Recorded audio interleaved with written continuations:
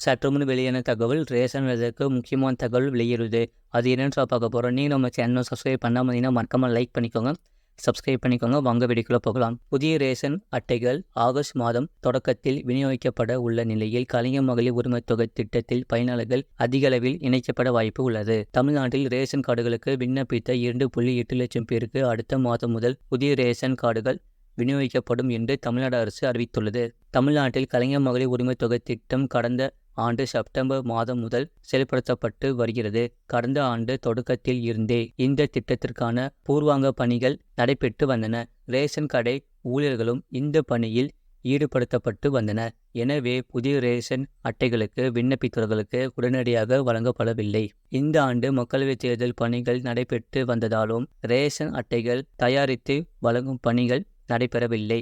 மக்களவைத் தேர்தல் முடிவுகள் வெளியான பின்னர் மீண்டும் அந்த பணிகள் வேகமெடுத்தது.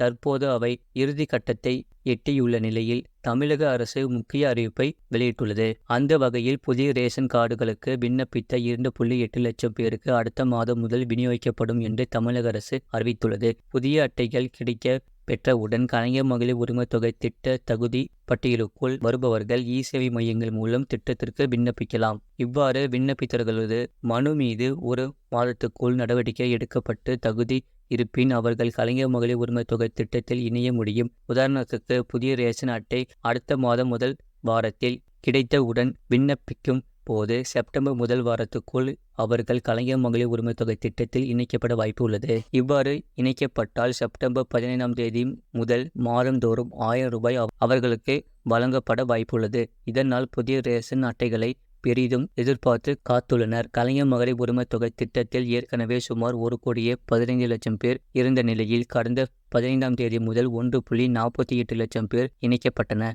இந்த நிலையில் புதிய ரேஷன் அட்டைதாரர்களுக்கும் இணையும் பட்சத்தில் செப்டம்பர் மாதம் பயனாளர்கள் எண்ணிக்கை 1.19 லட்சமாக அதிகரிக்க வாய்ப்புள்ளது. இது போன்ற செய்திகளை உடனுக்குடன் அறிந்து கொள்ள மறக்காம சேனலை சப்ஸ்கிரைப்